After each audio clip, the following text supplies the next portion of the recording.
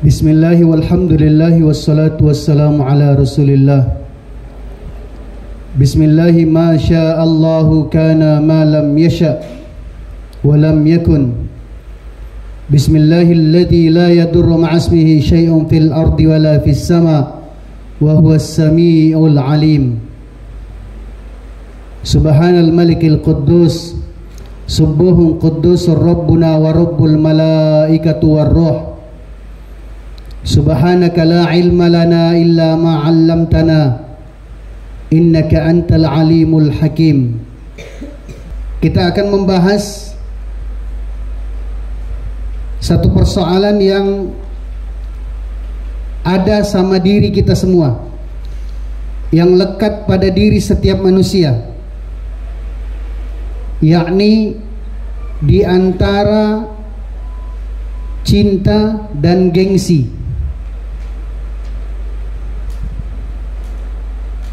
Sudah disyaratkan dan menjadi adab untuk menjaga perasaan cinta di dalam diri kita, maka tidak boleh berkumpul dua keadaan ini. Kalau seseorang mengaku cinta, maka dia harus membuang jauh-jauh perasaan gengsi yang ada pada dirinya. Kalau sekiranya dia mempertahankan perasaan gengsi itu, maka perasaan cintanya pun juga akan hilang. Seperti seorang anak yang mengaku sayang dan cinta kepada ibu bapaknya, tetapi dia gengsi melihat keadaan ekonomi ibu dan bapaknya, maka sebenarnya dia tidak cinta dengan sebab perasaan gengsinya itu. Maka perasaan gengsi itu tidak boleh kemudian menjadi sebab rusaknya perasaan cinta seorang anak kepada ibu dan bapaknya. Kita harus menerima kenyataan. Kita harus menerima apa adanya. Bahkan seorang pencinta yang benar cintanya, dia akan berusaha untuk mengangkat marwah, mengangkat derajat daripada ahli keluarganya dari keterpurukan. Seorang anak yang ngaku cinta dan sayang kepada ibu dan bapaknya, tapi dia gengsi melihat keadaan jasadnya ibu dan bapaknya, mungkin cacat, mungkin kampungan dan sebagainya. Maka kalau dia merasa gengsi memiliki ibu dan bapak yang model seperti itu, sebenarnya dia telah membunuh perasaan cinta yang ada pada dirinya. Tidak perlu kita gengsi dengan keadaan itu. Bahkan jadikan itu sebagai motivasi bagi kita semua, agar supaya bagaimana mereka ibu dan bapak kita, kalaupun ternyata mereka di dunia belum sempat kita perbaiki ekonominya, belum sempat kita pugar rumahnya, maka kita mau menjadi kebanggaan bagi dia kelak di akhirat. Di mana Rasul sallallahu alaihi wasallam telah menjelaskan, man qara'al Qur'an, barang siapa yang ketika di dunia dia berusaha untuk mendalami Al-Quran, memahami Al-Quran, menghafal Al-Quran, dan mengamalkan Al-Quran dalam kehidupannya, maka sebenarnya anak yang seperti ini adalah anak yang benar cintanya kepada ibu dan bapaknya. Ulbisa walidahu tajay yaumal qiyamah. Makanya tidak perlu gengsi kita dengan keadaan dunia. Boleh jadi ibu dan bapak kita tidak dipandang dari segi ekonomi, dalam keadaan status sosialnya yang rendah seperti itu, kalau kita tak mampu memberikan dunia kepadanya, maka yakinkan di dalam diri kita, perjuangan kita dalam Al-Quran akan kemudian menjadikan mereka ibu dan bapak kita mulia di sana. Karena setiap kesusahan yang kita buat, setiap ayat yang kita baca, nantinya akan menjadi berlian. Satu berlian, ini berlian dunia saja. Satu berlian dunia ini sudah ada yang harganya sampai triliunan. Triliunan itu berarti berjuta-juta. Sudah ada yang harganya triliunan, 12 nolnya. Kalau juta kan cuma 6 nolnya. Ini 12 nolnya. Dan menjadikan orang yang memilikinya itu bangga. Tapi ternyata Masya Allah, setiap kesusahan yang kita lakukan, setiap perjuangan, setiap ayat yang kita baca, ketika kita di pondok pesantren, maka satu berlian yang yakin harganya jauh lebih mahal daripada berlian yang ada di dunia ini, itu telah diletakkan di atas mahkota untuk menghiasi daripada mahkota keindahan yang akan diletakkan di atas kepala ibu dan bapak kita. Perjuangan kita ini adalah perjuangan untuk membuktikan cinta, bukan malah untuk memelihara perasaan gengsi. Ulbisa walidahu, maka nanti di akhirat bidadari yang begitu indah, yang begitu cantik, yang begitu ramah, yang begitu santun, yang begitu lembut, diperintahkan oleh Allah untuk meletakkan mahkota di atas kepala ibu seorang yang berusaha untuk memahami Al-Quran. Maka bidadari datang mengelilingi ibu kita, kemudian memanggil ibu kita dengan Ainun Mardiyah, memanggil ibu kita dengan ratu. Maka ibu kita sendiri, dia melihat kepada dirinya, pantaskah saya dipanggil ratu? Siapa sih saya ini? Saya ini orang kampung, saya ini orang tidak terkenal, saya ini orang miskin. Kenapa kalian memanggil saya sebagai ratu? Maka Masya Allah, bidadari beritahu, kami hanya akan jelaskan setelah kami melaksanakan tugas kami. Tugas kamu apa? Izinkan kami meletakkan mahkota ini di atas kepala. Izinkan kami untuk meletakkan mahkota ini di atas kepala ibu, katanya. Maka Masya Allah, jangankan untuk memilikinya, melihat saja di dunia tak pernah. Berapa juta berlian yang telah menghiasi daripada mahkota yang akan diletakkan di atas kepala ibu kita. Satu Al-Quran kita khatamkan 6.000 lebih berlian itu. Kita di pondok setiap bulan bisa khatam berapa miliar, berapa banyak daripada berlian itu. Sehingga kemudian ketika diletakkan mahkota itu di atas kepala ibu kita, dia hanya bisa menangis dengan perasaan tersanjungnya. Akhirnya matanya menetes, kemudian dia katakan, jelaskan kepada saya, siapa yang telah mempersiapkan ini semua? Maka kemudian para bidadari menjelaskan, inilah bukti cinta dari anak-anakmu yang telah rela mengorbankan masa mudanya, yang telah rela mengorbankan daripada pergaulan bebasnya. Dia penjarakan dirinya di penjara suci, tidak lain semata-mata ingin membuktikan perasaan cintanya kepadamu. Ulbisa walidahu, maka kemudian diletakkan daripada berlian itu, mahkota itu di atas kepala ibu kita. perasaan cinta ini jangan sampai hilang, jangan sampai pudar dengan sebab gengsi. Seorang suami katakan cinta kepada istrinya, tetapi lantas kemudian dia gengsi melihat keadaannya, baik itu secara zahiriyah, apa yang ada, maka yakin dan percaya tidak akan bisa bertahan lama yang model seperti itu. Begitupun sebaliknya, seorang istri kepada suami yang kemudian dia gengsi karena suaminya itu pekerjaannya tidak jelas, serabutan dan sebagainya, maka yakin dan percaya kalau dia senantiasa mempertanyakan itu dalam perasaan gengsinya, maka itu akan hilang, cinta itu akan hilang.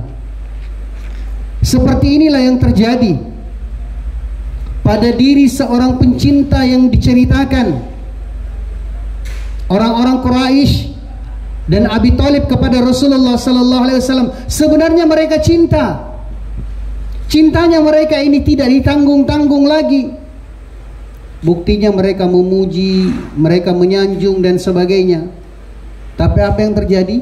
Gengsinya lebih tinggi. Maji'u Quraisyin li Abi Thalib marratan thaniyah. Sebenarnya tidak ada pengaruhnya bagi mereka. Mereka tenang-tenang saja ketika Rasul sallallahu alaihi wasallam tetap berdakwah. Tapi apa yang terjadi? Perasaan gengsi yang ada pada dirinya itu telah menjadikan mereka dibutakan. Kalau cinta itu membutakan seseorang dari segala keadaan, baik itu karena buruknya, karena miskinnya dan sebagainya, begitupun sebaliknya, gengsi itu akan membutakan seseorang dari segala kebaikan. Sehingga untuk kali keduanya orang-orang Quraisy dia datang kepada pamannya Rasulullah sallallahu alaihi wasallam, Abu Thalib. Lamma ra'at Quraisy, ketika orang-orang Quraisy telah melihat istimraran Nabi sallallahu alaihi wasallam fi nashri da'watihi, dia lihat ini Rasul kok masih semangat, masih gigih, tidak kenal lelah beliau ini untuk senantiasa mengajak manusia ini kepada Allah. Wa dima'i ammihi anhu, maka orang-orang Quraisy mereka datang kepada pamannya Rasulullah yang juga masih menyembunyikan perasaan cintanya itu dengan sebab gengsi. Tapi orang Quraisy dia lihat ini pamannya Rasul, Abu Thalib ini berpihak, dia ini membela Rasul. Masywa ila ammihi marratan thaniyah, maka kemudian orang Quraisy dia datang kepada Abu Thalib untuk apa? Untuk mempertebal perasaan gengsinya, untuk menghilangkan perasaan cintanya. Wa qalu lahu, maka orang-orang Quraisy berkata kepada Abu Thalib, inna la nasbiru ala syatmi abaina. Coba dilihat ini kalimatnya. Ini kan kalimat ucapan orang-orang gengsi. Sesungguhnya kami tidak lagi bisa bersabar, kami tidak lagi bisa menahan diri, karena Rasul sallallahu alaihi wasallam dianggap melecehkan bapak-bapak mereka. Padahal Rasul sallallahu alaihi wasallam justru ingin mengangkat derajat mereka.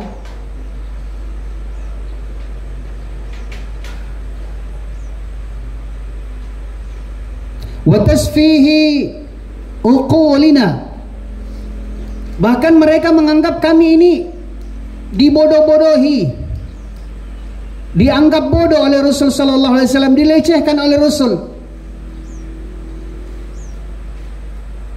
Gelap itu akan nampak ketika cahaya hilang. Maka bagaimana untuk mengusir gelap? Tidak akan bisa kita mengusir gelap dengan cara kita. Coba ambil pedang usir gelap, tidak mau pergi dia. Coba diteriaki, tidak mau pergi dia. Apa yang mesti kita buat untuk mengusir kegelapan ini? Mudah caranya. Cukup kita datangkan cahaya saja. Maka cahaya lilin ini telah mampu mengusir gelap paling diameter sekitar 5-10 meter, ya sekitar itu kekuatannya. Kita datangkan cahaya yang lebih besar lagi, kita datangkan lampu merkuri, maka bisa menerangi satu ruangan yang lebih besar. Sehingga bagaimanapun gelapnya dunia ini, ketika matahari telah terbit, maka mau tak mau gelap itu akan pergi.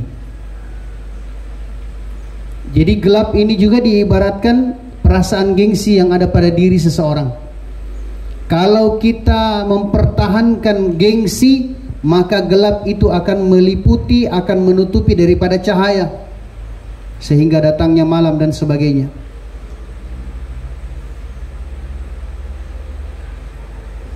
Wa aiba alihatina, bahkan Rasul sallallahu alaihi wasallam dianggap membuka daripada aib, padahal menjelaskan yang hak.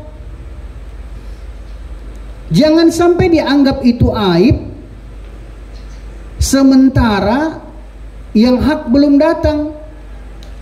Jadi adanya yang batil itu dengan sebab adanya yang hak. Seseorang menganggap itu aib, padahal menurut dia biasa-biasa saja. Kenapa kemudian nampak dan terjadi sehingga dilihat itu sebagai aib? Oh, ternyata ada yang benar. Fa imma amtan na'ab, apabila engkau tidak mencegah, tidak melarang, tidak menghentikan ibna akhika, daripada anak saudaramu, engkau tidak menghentikan daripada keponakanmu, wa imma an ta'zana lana, dan apabila juga engkau tidak memberikan izin kepada kami.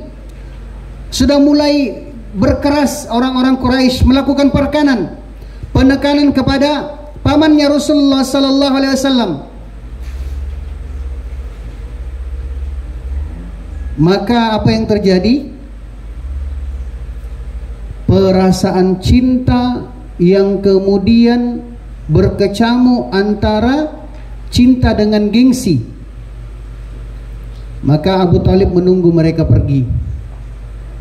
Kenapa? Karena sebenarnya Abu Talib ini benar cinta kepada Rasul, bahkan orang Quraisy cinta kepada Rasul.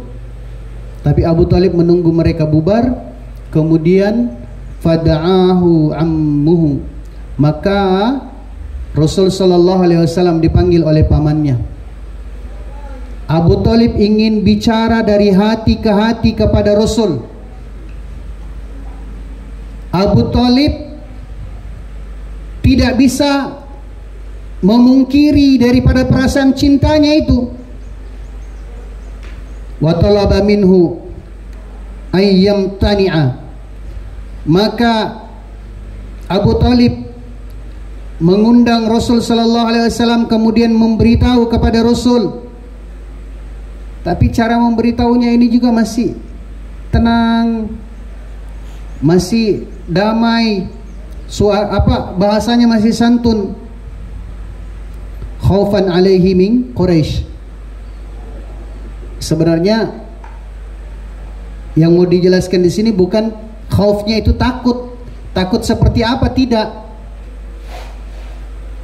Haibah. Kalau takut, Abu Talib ini jauh lebih berani daripada orang-orang Quraisy yang datang. Tetapi ini adalah perasaan gengsinya Abu Thalib kepada orang Quraisy. Artinya kan diberitahu, kamu kan sebagai pamannya, masa tidak bisa menghentikan itu ponakan kamu, katanya. Fa'abar Rasulullah sallallahu alaihi wasallam, tetapi Rasul sallallahu alaihi wasallam ini lebih meyakinkan ungkapannya kepada Abu Thalib. Beliau kemudian menjelaskan kepada Abu Thalib, wallah, berani bersumpah dengan nama Allah, wallah ya ammu, law wada'u syamsa fi yamini wal qamara fi yasari ala an atruka hadzal amr hatta yudhhirahu Allah aw ahlika dunahu ma taraktuhu abada. Ini sebaiknya menjadi semboyan juga bagi kita dalam kehidupan kita. Dengan gagahnya Rasul sallallahu alaihi wasallam menjelaskan, wallahi demi Allah, ya ammu, wahai pamanku. Masih ada ta'zim, memuliakannya Rasul kepada pamannya. Law wada'u syamsa fi yamini. Ini bahasa yang begitu indah, yang dalam sekali maknanya.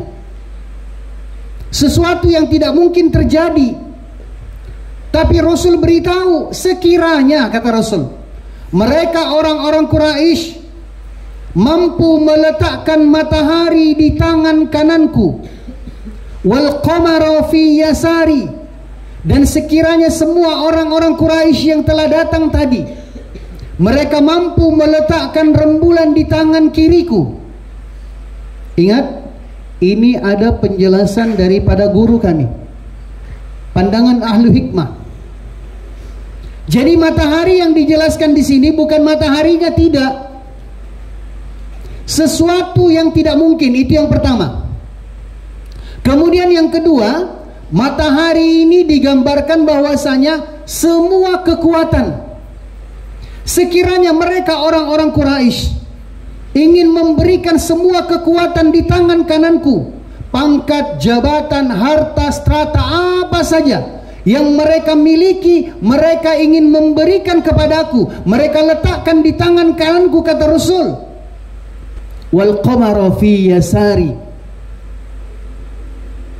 Makanya hati-hati lagi di sini, bukan bulan seperti wujudnya, tetapi bulan yang dimaksudkan di sini adalah segala keindahan.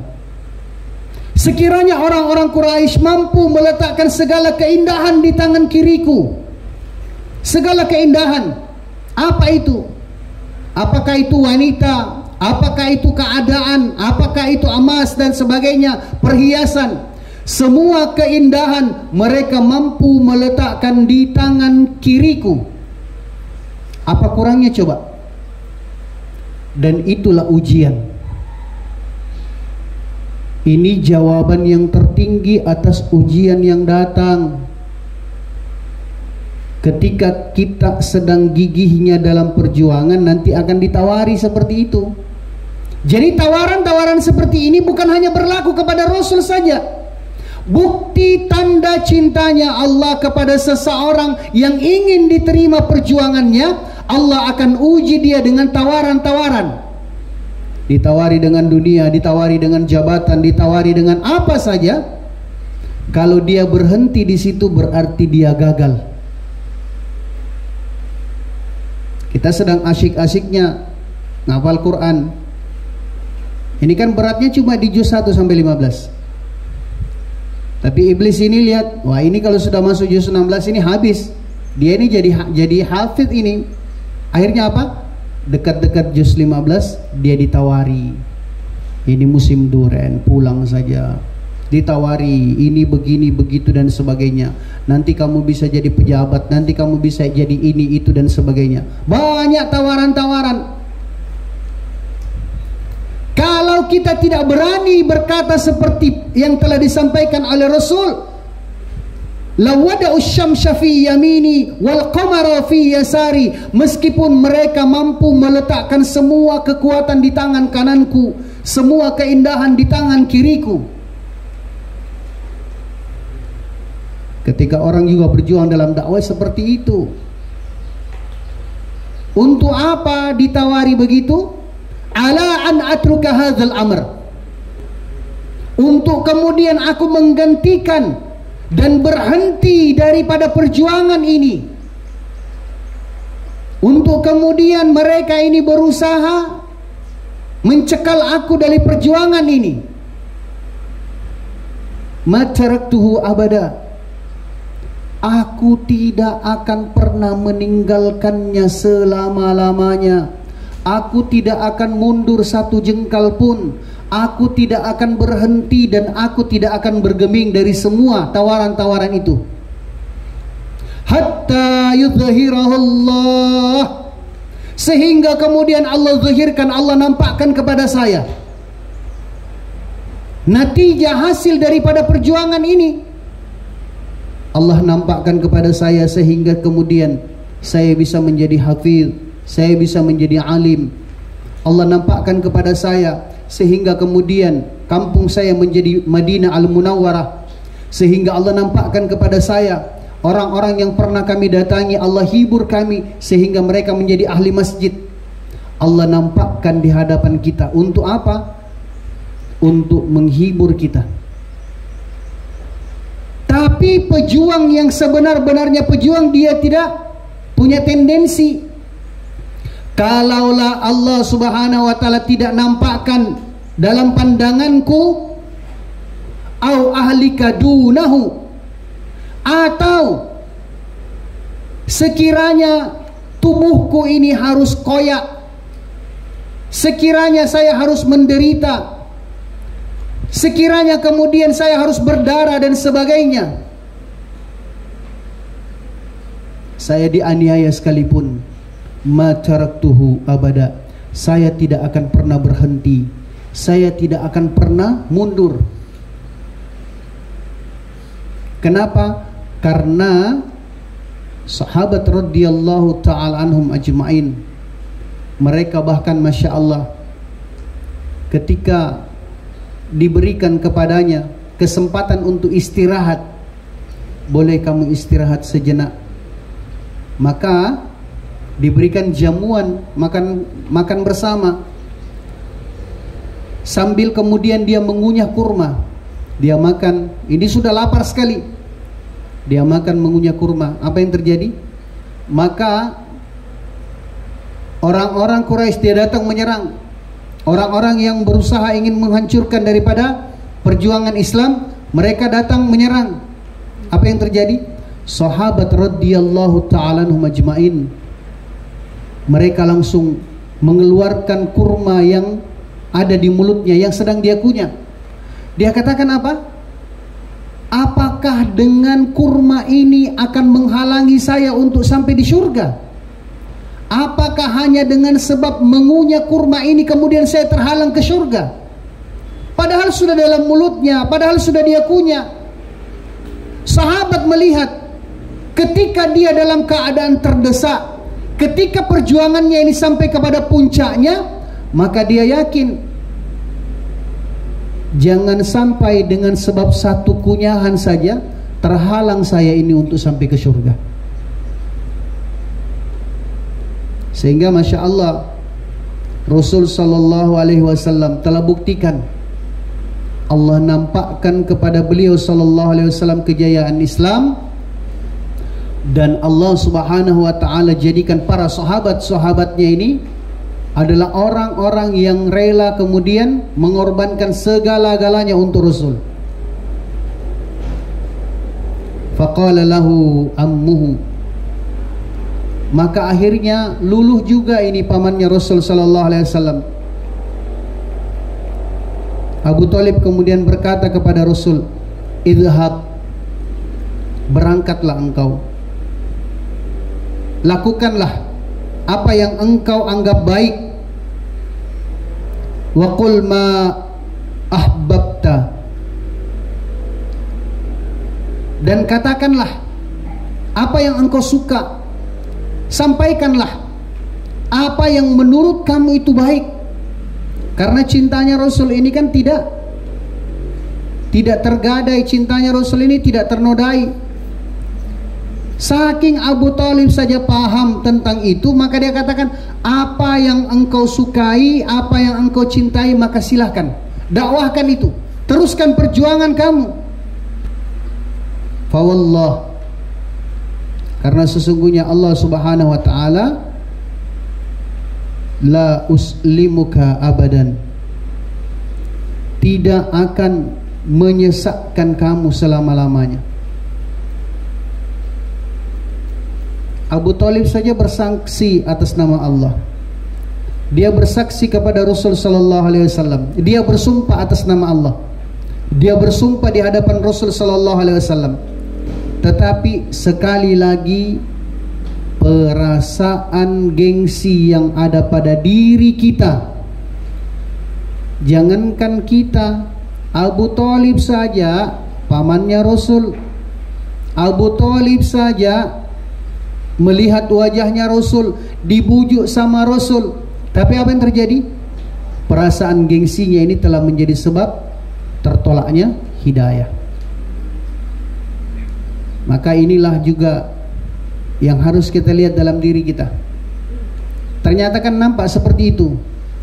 Terkadang kita harus gengsi, dan gengsi ini harus kemudian kita hilangkan dalam diri kita. Semisal kita mau menghidupkan sunnah dalam diri kita, kita mau menghadirkan surahnya baginda sallallahu alaihi wasallam dari dalam diri kita, mulai dari ujung rambut sampai ujung kaki. Yakin dan percaya nanti di luar itu akan muncul perasaan gengsi itu. Kan begitu?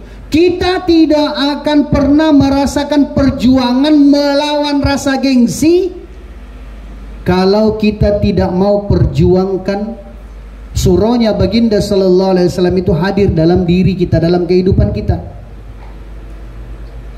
Kesana kemari, sorbanan, kopiahan, janggutan, gamisan, Masya Allah. Kenapa gengsi itu? Inilah yang kemudian dijelaskan oleh Rasul sallallahu alaihi wasallam, man tamassaka bisunnati 'indal fasadi ummah falahu ajru mi'ati syahid. Maka sahabat dia tanya kepada Rasul, ya Rasul, hebat sekali itu orang-orang setelah kami, karena mereka ini di sunnah, satu sunnah saja yang dia istiqamah, yang dia berpegang teguh, satu sunnah saja. Makan pakai tangan, kemudian kita nampakkan yang ada pada diri kita tentang Rasul. Satu sunnah itu kita pertahankan, maka ganjarannya 100 mati syahid. Kok bisa seperti itu ya Rasul? Sementara kami, kata sahabat, untuk mendapatkan satu syahid harus terpenggal kami punya leher, harus terkucur kami punya darah, harus terkorban kami punya jiwa, baru kami dapatkan pahala syahid. Ini umat akhir zaman kok satu sunnah yang dia pegang kuat-kuat, yang dia istiqamah, maka mereka ini akan mendapatkan pahala 100 mati syahid. Kok bisa seperti itu? Ternyata sudah jelas Allah Subhanahu wa ta'ala ingin buktikan janjinya nanti di akhirat, man laqiyani wa huwa yastahyi minni an saytul hufadzata dzunubahu. Kenapa seperti itu ya Rasul? Karena mereka meskipun tidak bersimbah darah, meskipun tidak terpotong lehernya, tidak terkorban nyawanya, tapi mereka telah menghancurkan hatinya untuk mengamalkan sunnah dalam kehidupannya. Pulang-pulang liburan, satu kampung ejek dia, satu kampung menghina dia, mencaci maki dia dan sebagainya. Sakit hatinya, luka perasaannya, hangus hatinya, hancur hatinya. Tapi apa yang terjadi? Dia tidak goyah. Dia istiqomah saja seperti itu.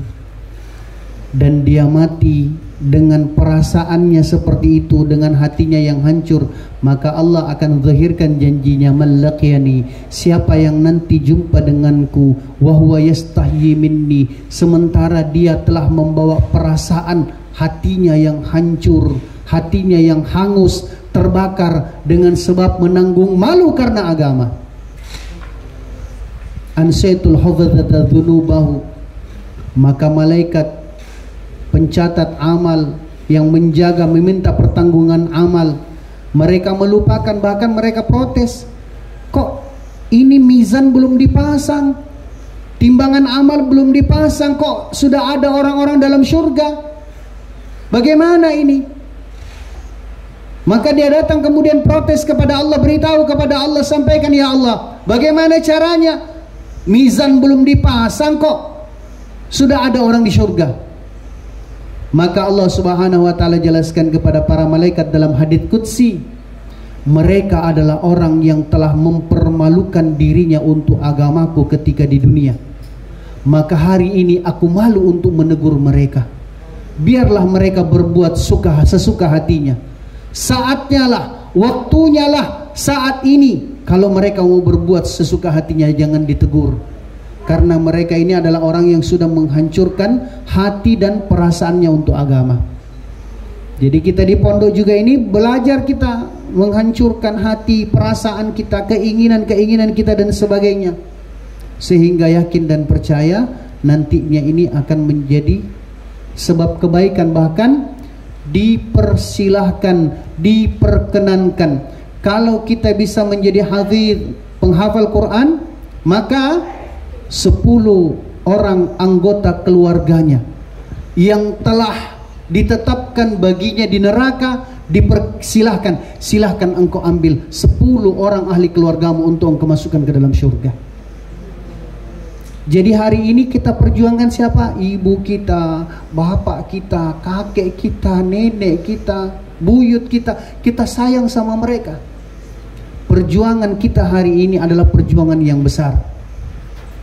Natijah, jaizah, balasan, hasil daripada itu semua, nanti orang-orang di kampung kita dia faham, dia lihat ketika di surga. Ini kok bolak-balik dia, ambil ibunya lagi, bolak-balik ambil bapaknya lagi, ambil kakeknya, neneknya lagi. Siapa dia? Oh, ini adalah orang yang mau menghancurkan hatinya, menghancurkan perasaannya dulu untuk agama. Semoga Allah terima kita. Semoga Allah kuatkan kita untuk senantiasa istiqamah dalam perjuangan. Dan jangan kemudian kita lupa bahwasanya setiap perjuangan itu dibutuhkan ma'unah, dibutuhkan taufik daripada Allah Subhanahu wa taala. Sahabat dia takut juga, dia datang kepada Rasul, kemudian dia tanya, "Ya Rasul, bagaimana kami agar supaya bisa istiqamah?" Sederhana saja. Sederhananya seperti apa? Kalau selesai sholat, salam ke kiri, kakinya jangan dirubah. Posisi tahiyatul akhir jangan dirubah. Pertahankan itu sampai kemudian kita membaca Sayyidul Istighfar, Nastaghfirullahaladzim alladzi la ilaha illa huwal hayyul qayyum wa natubu ilaih, 3 marrat, 3 kali. Kemudian la ilaha illallah wahdahu la syarika lah, lahul mulku wa lahul hamdu yuhyi wa yumiitu wa huwa ala kulli syai'in qadir, juga 3 kali. Ini untuk salat zuhur, asar dan isya. Tapi kalau untuk salat maghrib dan subuh, ingat jangan merubah posisi kakinya.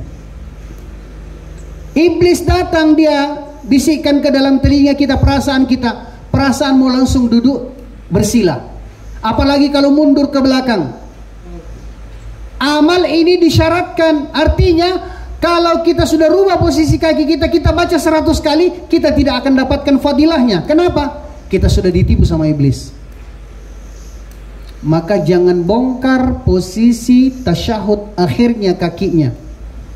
Kalau salat maghrib, minimal tadi membaca Sayyidul Istighfar 3 kali, kemudian la ilaha illallah wahdahu la syarika lah, lahul mulku wa lahul hamdu yuhyi wa yumiitu wa ala kulli syai'in qadir. Boleh 4 kali, boleh 7 kali, boleh 10 kali.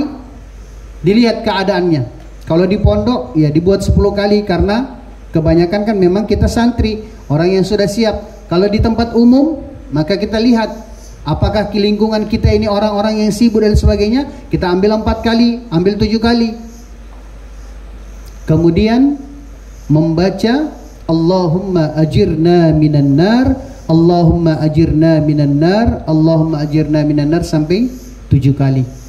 Jangan rubah posisi kakinya. Nanti kita rubah posisi kaki ketika imam sampai kepada bacaan Allahumma antas salam wa minkas salam wa ilaika ya'udus salam fahayyina rabbana bis salam wa adkhilnal jannata daras salam tabarakta rabbana wa ta'alaita ya dzal jalali wal ikram. Kemudian sahabat tanya, terus apa yang untuk kami supaya kami ini bisa istiqomah? Setelah itu kemudian kalian baca Allahumma a'inna ala dzikrika wa syukrika wa husni ibadatik, supaya Allah beri taufik kepada kita. Setelah salat asar nanti, belum bubar kita, langsung kita berniat berharap, ya Allah beri taufik kepada kami untuk salat maghrib berjamaah, beri taufik kepada kami ini untuk salat isya berjamaah.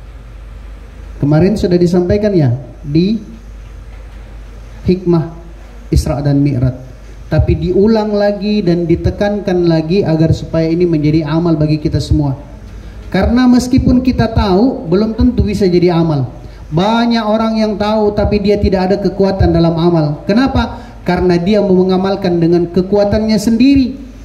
Padahal wa ma taufiqi illa billah.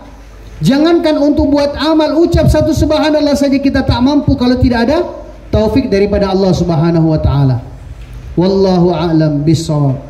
Al-haqqu min rabbik fala takunanna minal mumtarin. Subhanakallahumma wa bihamdika nashhadu an la ilaha illa anta nastaghfiruka wa natubu ilaik. Subhana rabbika rabbil izzati amma yasifun wa salamun alal mursalin walhamdulillahi rabbil alamin. Wassalamu alaikum warahmatullahi wabarakatuh.